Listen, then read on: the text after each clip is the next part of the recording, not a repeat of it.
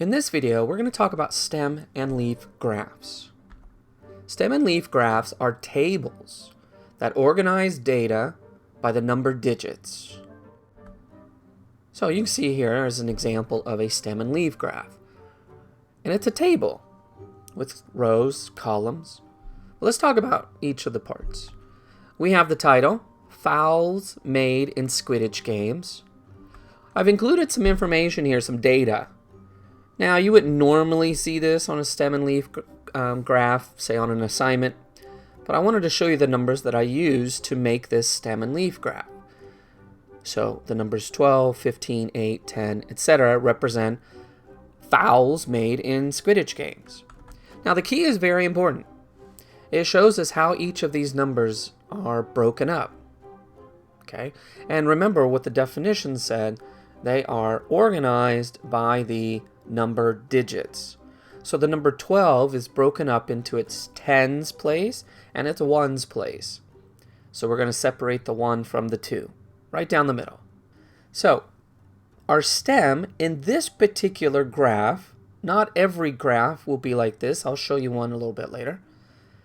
But our stem for this particular problem is going to be the tens place, and our leaf is going to represent the ones place.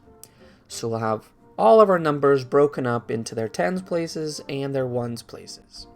What I've done here on the side by listing 4, 5, 7, 8 is I've taken all the numbers from the chart and I've listed them in order. So let's take a look at this. Let's start at the top of our graph. We have the stem of 0. That means we have no tens place. We go to the leaf, and remember in this particular graph, the leaf is the ones place. So 0, 4 is 4. 0, 5 is 5. 0, 7 is 7. 0, 8 is 8. And you can see the first 4 numbers in my list. Let's go to the next row. 1 and 0 gives me 10. 1 and 2, just like the key, gives me 12. 1 and 5 gives me 15. 1 and 5 again gives me 15. But can you duplicate numbers? Well, sure. Those are 2 separate games, and in one game there was 15 fouls, and in another game there was 15 fouls. That can happen. 1 and 8 gives me 18. How about that last column? What are the numbers we're looking at here? 2 and 1, 21. 2 and 3, 2 and 5, 2 and 6. We get 23, 25, 26. So you can see where I've got these numbers. And honestly, looking at these numbers, taking the numbers from the graph and making this list might be easier for us to answer some questions. What's the difference between the fewest fouls and the most fouls in Quidditch games? Well, it's pretty easy. We can look at our list over here on the right and answer this question pretty quickly. But let's take a look here. Our lowest number, our fewest fouls, is right up there at the top, 0, 4.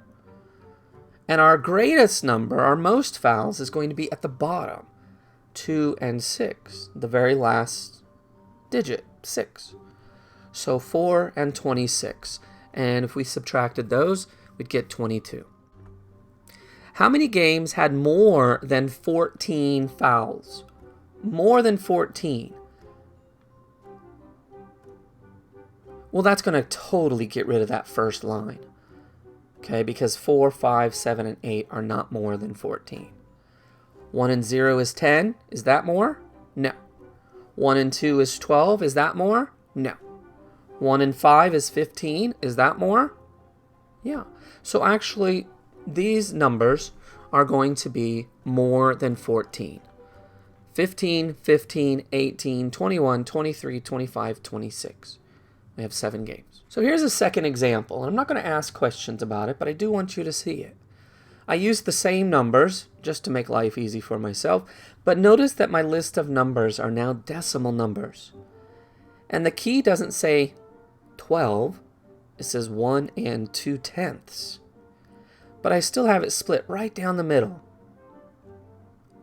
right? So what place is the one sitting in right now? Well, it's not the tens place anymore. It's the ones place because it's a decimal number now. So that means the stem is all going to be ones places. Looking at the 2 in this particular number, it's not the ones place anymore. It's the tenths place because it's a decimal number. So that means all of my leaves are in the tenth place. And you can see my list of numbers there shows that. We have some numbers in the ones place, we have some numbers in the tenths place.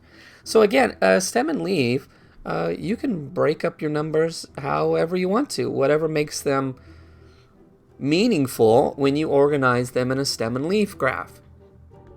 I would say the most important thing, especially if it gets to be a little overwhelming, is just make a list of those numbers before you dive into your question.